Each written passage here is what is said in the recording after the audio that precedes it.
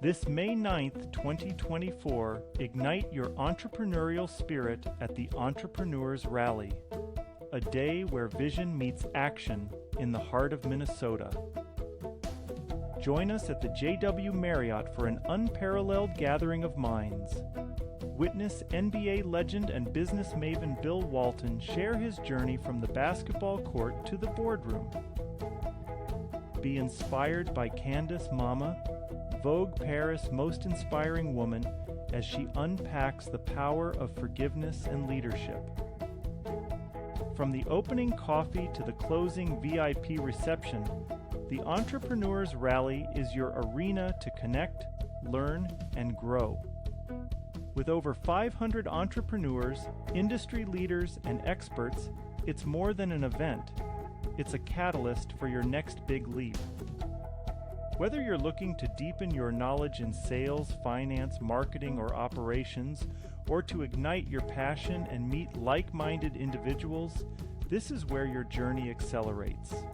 Don't miss out on this extraordinary learning, networking, and inspiration day. Reserve your spot now for the Entrepreneurs Rally. Go to entrepreneursrally.org. The Entrepreneurs Rally. This May 9th, 2024 at the Mall of America. That's entrepreneursrally.org, where dreams meet drive. See you there.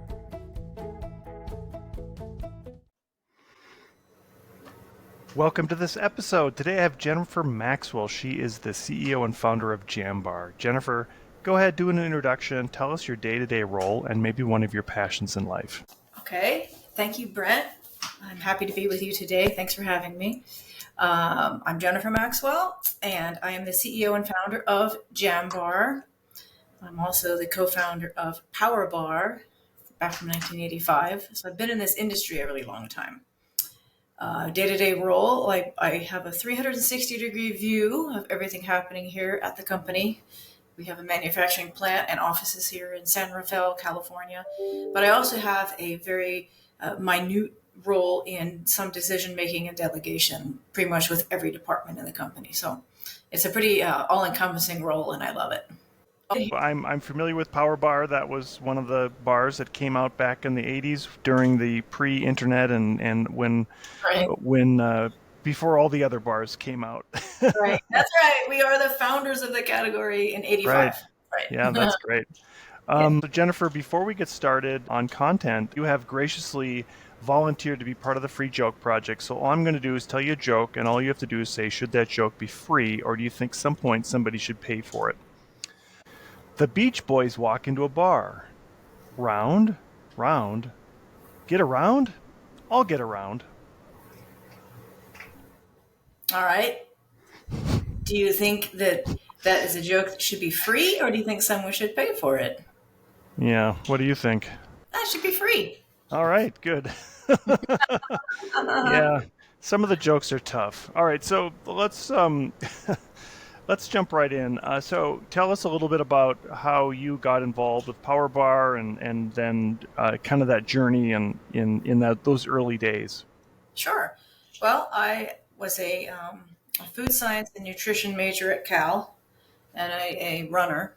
And I met Brian in 1985, and we began perfecting the formula for PowerBar in Brian's apartment. And I completed the formulation, and we started the business together. Launched the product in January of 1987. Grew the company, started in our apartment, like I said. We grew the company and then sold it in year 2000. And that we grew a whole industry. So that's my experience at the very beginning. And remember that in the 80s, we didn't have computers. So we were doing things a lot by hand, a lot by telephone calls, person-to-person contact. So it was a very different world back then than it is now. Yeah, my dad was a runner, and he would tell me about mailing in his ballot to try to join a race, and sometimes the race organizer would just send him back and say you're in. And I know that he did Big Syrup back in those days, and I'm sure PowerBar was part of that. Yep, PowerBar. In fact, Big Sur is coming up here at the end of April, and JamBar is the major energy bar of the Big Sur Marathon. But Brian and I used to actually build our business mail order. We'd go to events and have a little tear off coupon we put underneath the windshield of cars. People could fill it out and send it in with a check, and we would send out their order. So it was a very much more person to person interaction. So tell us about how you came up with the idea. I know that at that time there wasn't that maybe Gatorade existed, but even in races maybe they had water on the course, but certainly I think energy gels, that was pre all that time. And tell us a little bit about Yeah. how you came up with the idea. So PowerBar met a need, which was to provide a fuel for athletes and people that wanted to eat something and they didn't want to upset their stomach. So the digestibility of the product was really high because of the way that the ingredients were put together. It didn't have a coating of like enrobing on the outside, so the fat content was less. And it's products that are high in fat and high in simple sugars that can be harder to digest. So it was really that context of this isn't a candy bar, this is more of an athletic energy bar. And that was the premise of how we got started. And just the functionality of the product, having the protein at the time, it had vitamins and minerals. So it was like a little mini low-fat meal, and people would use it that way, even before athletic event, during, and after. So you've gone through that, and you obviously didn't have enough of the space because now you're back again with JamBar. Tell us why Right. you did that and some of the motivations and what you're doing. Okay. So, I mean, like I said, we sold PowerBar in 2000, and we were raising our family.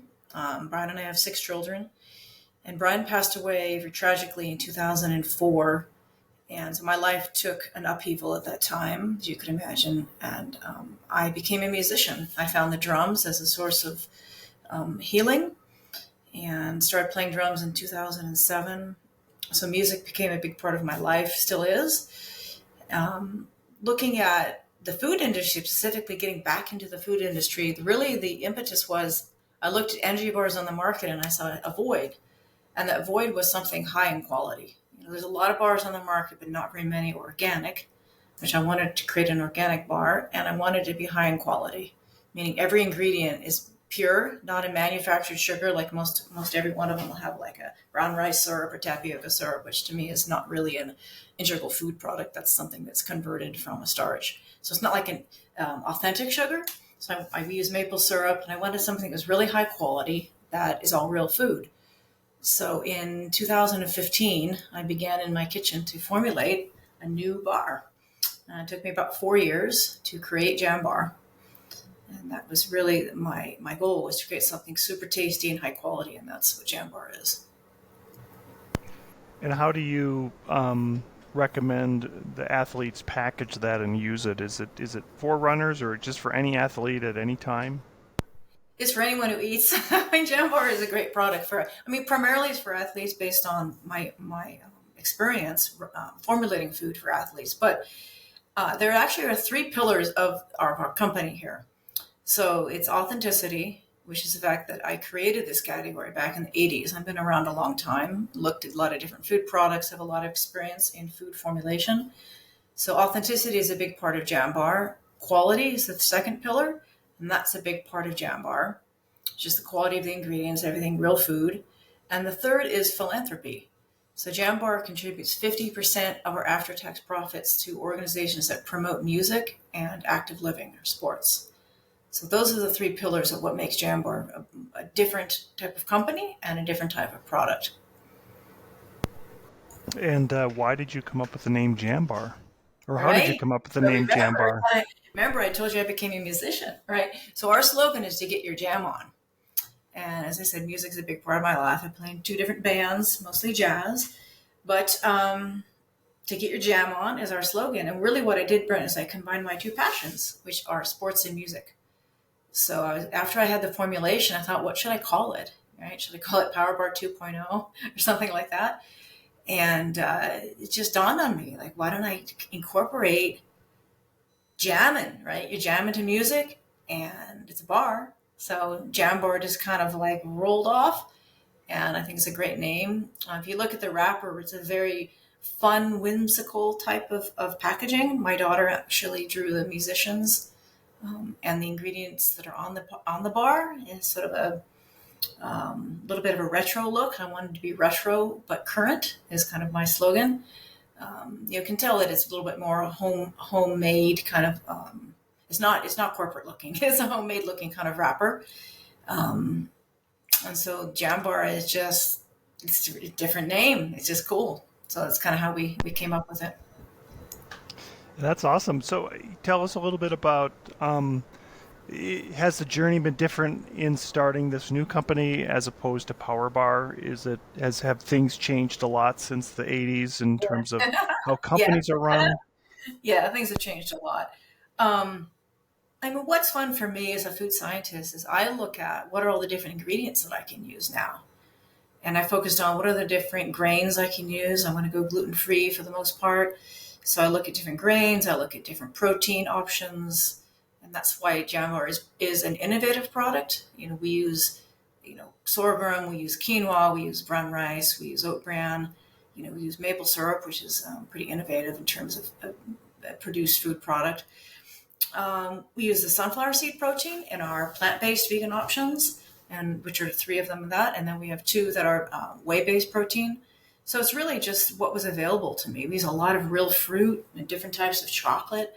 So that's exciting for me, is looking at how do I combine all these different types of foods that I can find now into something that's a super good product. In terms of other parts of starting the company, it's been more challenging, I would say, just because there's a lot of information out there, and sifting through all the information that's coming at you from technology is a challenge. And organizing yourself, organizing your time, organizing your priorities. Sometimes people don't get back to you the way that they used to. So just that part of the business is definitely challenging. But still, we like to be people to people. We like to have all different types of consumers. We have distributors, but we also deal direct with small mom and pop brick and mortar stores. So we kind of like to really get out there and be available for everybody. And I think I saw that you've signed a professional surfer as a spokesperson now. Are you seeing that industry as well as a strong mover for the energy bar industry? I think that Tia Blanco is a fantastic person, and she's a great world-class surfer. She was at an expo with us. I spent some time with her in our expo booth. She's a mom, she's a vegan, she's an athlete, so Tia and I have a lot in common. But we like to work with high-level athletes and people that appreciate the quality of the product, and also our mission and what we're doing, giving back to community. So we have Johnny Mosley, we have Tia, we have some really high-level runners, and Sage and Joe Klecker. We have some other high-level runners and other athletes, mountain bikers. So we work with a lot of different types of athletes. That's awesome. I winter in Hawaii and I summer in Minnesota, so I get the best of both worlds, but they always include water. I am trying to become a surfer. It's just at my age, I shouldn't use that excuse, but it is sometimes challenging, and I know that's more like getting the time out there to do it. It's I'm not a surfer more what I either, need. Yeah. So in terms of your team, tell us a little bit about the team that you have running JamBar, and how your plans are to grow. Okay, so I mentioned that we have a very tight-knit team here. We have a state-of-the-art manufacturing facility where we make our own product because the quality is very, very high, so we don't want to co-pack it. And just committed employees who really love their job. And we do a lot of events we're involved with. So our marketing really is getting out there, contributing to community, giving out a lot of bars, combining efforts with other organizations that promote community, whether it be in a race, a musical event, a music school, people that are just involved in bringing people together. And it's fun. For the most part, I love my job, and I love working with people, and I love to create. So JamBar is definitely an inspiration for creativity. From the expo, I'm assuming you're at a lot of expos for races, and has that been a good channel for you to help get the word out? Yeah, expos are fun. It's a networking opportunity, right? So you're working with potential buyers, bringing your product to the forefront, really explaining your story, sampling the product. We do a lot of sampling so people can try it for themselves and see which flavor they like best, and see what's different about our bar compared to other products on the market, and how retailers might like to include it in their on their shelves. Expos are fun. Yeah, it's a lot of networking, and for the most part, just really enjoying meeting people. What has been your favorite race to do as a runner? Back in the day, not a race anymore. Oh, I don't know. I haven't raced for so long. I still run, but I haven't raced. Oh, I don't know. I could say the Dipsy, right? The Dipsy is the second oldest race in America. Very fun, very quirky, very different. Beautiful trail. So say the Dipsy, or maybe the double Dipsy. The Twice as double much dipsy. fun. Yeah. That's awesome. Yeah. From we talked a little bit about how the market has been is become not saturated, but there's a lot of products out there in terms of energy bars, and I agree. There's a lot of, I don't want to call them fake products, but there's a lot of heavily manufactured or heavily Yeah. products that have a lot of other things in there. I won't You name say any names. non-food ingredients? Yeah. Yeah. That's Right. true. What is it that you message to people out that helps understand that this is really something that sets your product apart from the competition? Yeah, we focus on our authenticity and our quality. We talk about our real food ingredients. One of our slogans is everything in a jam bar you could eat off a spoon. Um, so and we think the product speaks for itself for the most part, Brent. We do a lot of sampling, a lot of demos. People taste the product, and sometimes they're skeptical, like, oh, I don't want to taste another energy bar. They're disappointed, and then they try the jam bar and like, wow, that's really good. I'm really surprised. So we let the product speak for itself, but for the most part, um, just focusing on our ingredients and our messaging and all the events that we do. I do a lot of writing around cricket powder, about insect powders. Have you looked at that type of industry at all, or is that something that's just not interesting to you? Oh, well, any kind of food technology is interesting to me for the most part. I haven't looked at cricket powder as a protein source. I don't think it would taste very good, so I might be a little bit wary of that. It would depend on the application, right? It might be good in a savory application.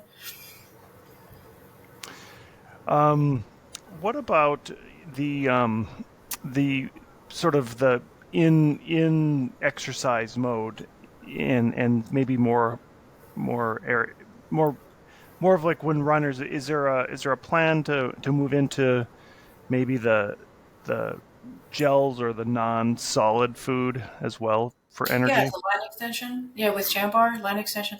Possibly right now, we just launched our fifth flavor.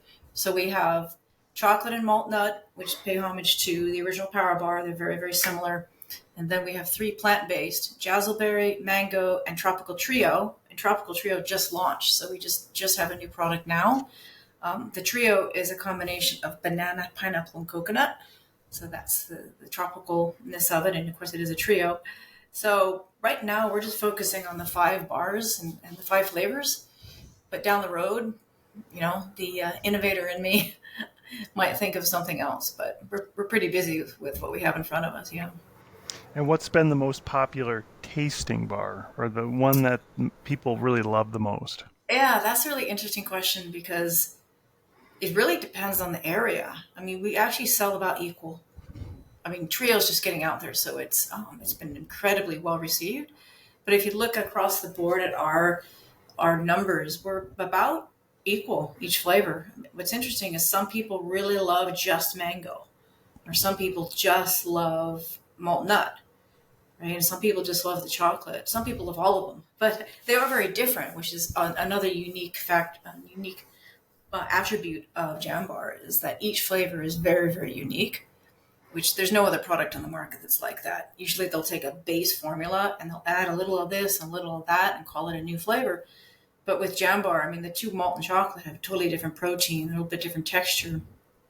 They all have 10 grams of protein, but the source of protein might be different, and the overall taste is very, very unique to each flavor. So it's pretty cool that way. Have you found that people are looking specifically for protein or more for carbs and starch, or is it a mixture of all of the above? Yeah, it kind of depends on who your consumer is and what they are focusing on in their diet and in their training program. I would say protein is almost always quite popular.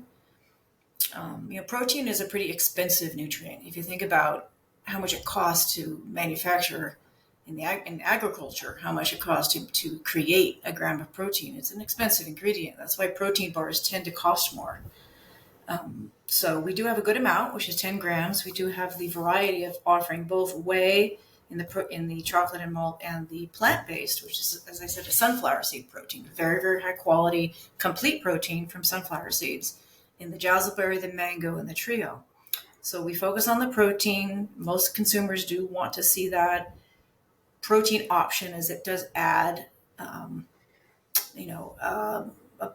it adds more of a completeness to the product in terms of incorporating it as a pre-event meal or just an overall healthy source of somewhat more complete nutrition throughout the day. But you also have consumers that are very aware of sugar.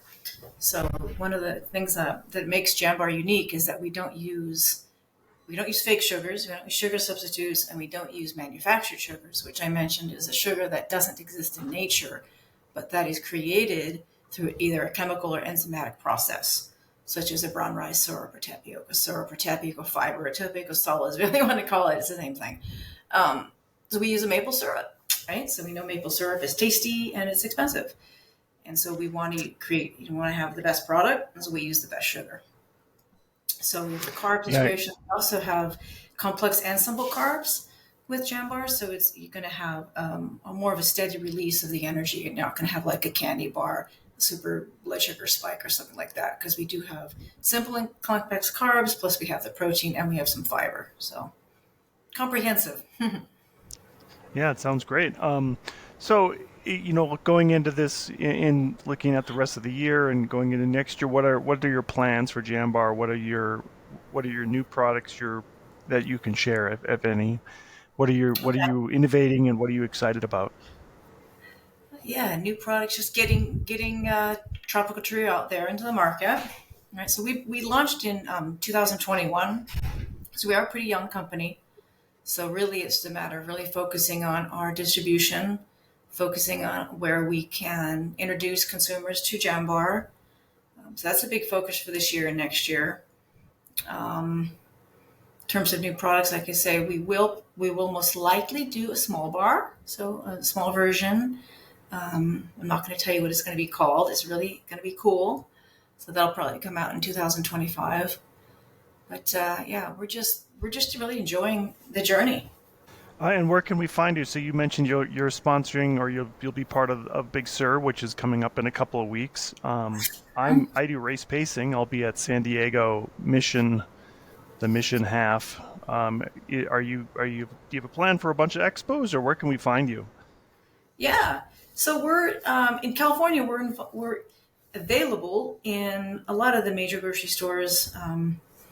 I can mention them, but we're going to be at Whole Foods in May. So we're at Molly Stone's, Nugget, Safeway, Rayleigh's, Good Earth, a lot of smaller grocery stores like Andy's or Oliver's. Of course, we're on Amazon. That's easy to find us, right? We're on Amazon. We're also at jambar.com. You can order direct. And we're in a lot of coffee shops. So widely available. We're nationwide. So we do have a distribution, Fresh Market and Earth Fair on the East Coast. So that's going well there. Looking at events, I think Big Sur Marathon is actually on the 30th or 28th of April. We're going to be at the San Diego Half Marathon on April 14th. So that's a big event in San Diego. I'm actually going I'll be there. You're going to be there, right? We're going out to My team and I are going to the Penn Relays. So we're going to be at Penn Relays, right? That's a big event. That's going to be on April 25th and 26th and 27th. Let's see what else we got coming up. We've got the Ogden Marathon in May in Ogden, Utah. We've got the La Jolla Half and 5K in San Diego on May 18th. Santa Barbara Half Marathon, May 10th and 11th. And then a lot of very small events too, where you just have, a few hundred runners or bikers or participants, things like that. That's awesome. Jennifer, as we close out the podcast, I give everybody a chance to do a shameless plug about anything you like. What would you like to plug today? Oh, okay.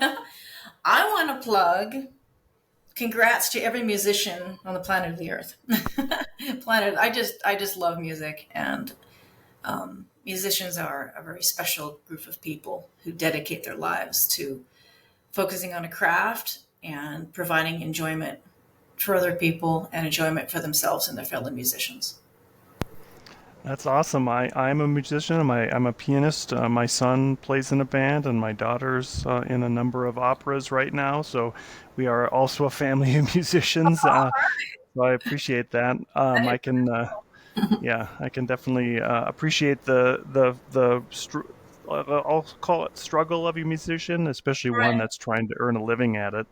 But also there's an enjoyment in it, and I know that our family enjoys just participating in those events, and no matter what they are. So, Jennifer, thank you so much for being here today. It's been such a great conversation, and I'll make sure I'll get JamBar in the show notes and any other of the events you're going to be at as much as I can in the show notes. And I appreciate you. Thank you. Thank you so much. Have a great day.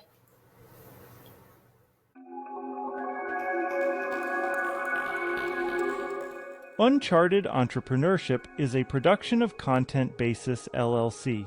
Copyright 2023. You can find more award-winning content at contentbasis.io.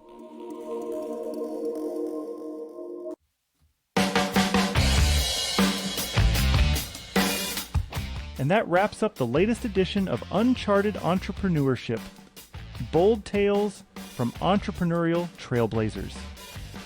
I'm your host, Brent Peterson, signing off after an incredible fireside chat with one of our intrepid trailblazing guests.